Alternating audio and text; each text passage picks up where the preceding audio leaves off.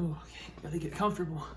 Hey, what's going on, you guys? It's Brandon here again with yet another video. Thanks for tuning in. And if you can't tell by the title, today we're gonna be talking about should you quit your job to trade? And again, as always, make sure you subscribe and like the channel. It really goes a far way in helping me grow.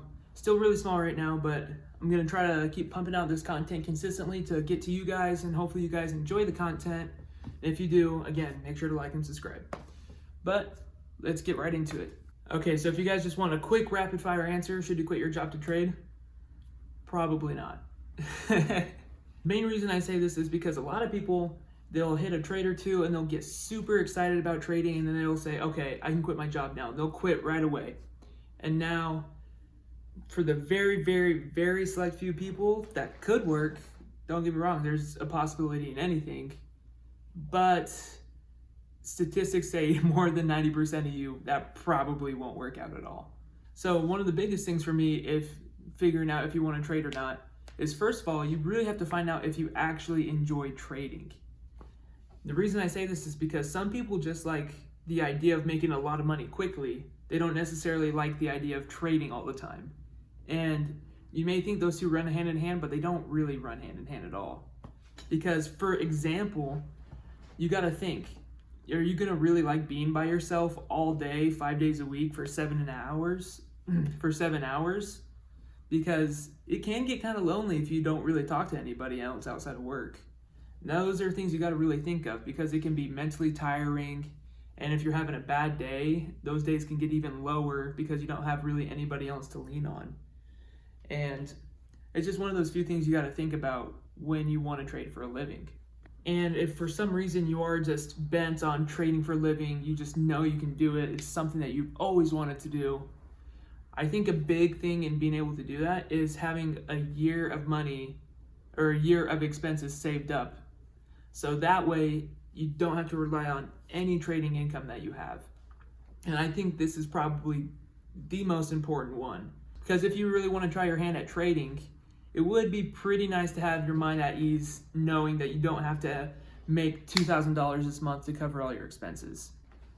Because if you're able to just sit back and be able to learn and not try to force things, that'll be your best outcome for success, in my opinion, which you should not listen to. And running hand in hand with that previous point is, I feel like you should be able to try trading for a year before you should really think about quitting your job. Now, yes, it may handicap you, you may miss out on some trades, but if you think about it, you always have your safety net of the job that you have now.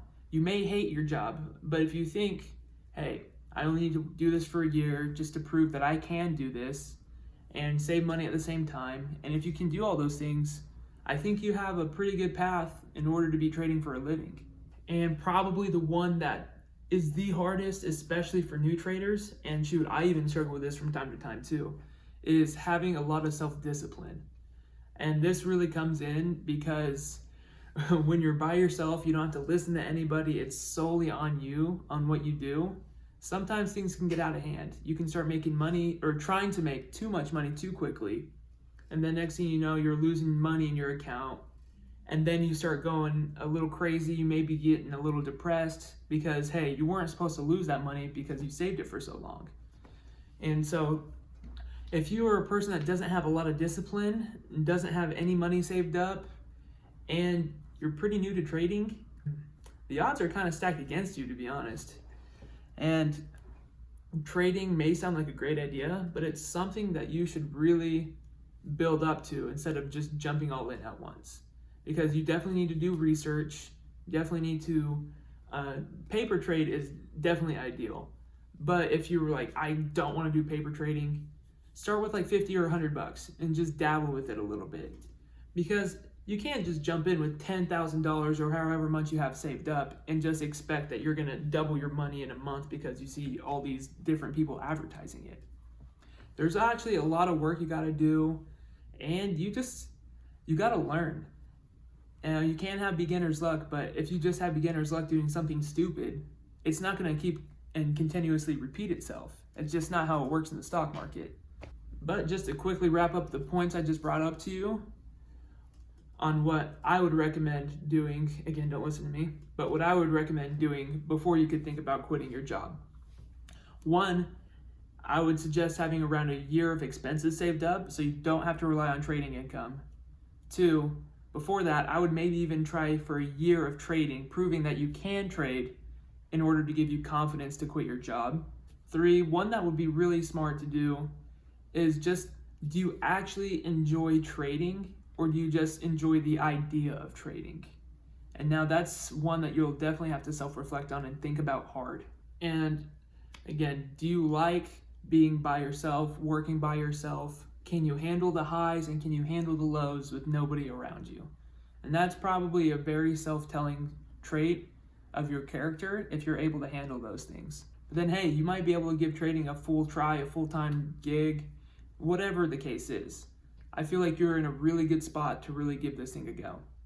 Now, I just want everybody to keep in mind, over 90% of people fail. So it's not meant for everybody, but if you really put your mind to it and you consistently keep trying, I believe you can do it.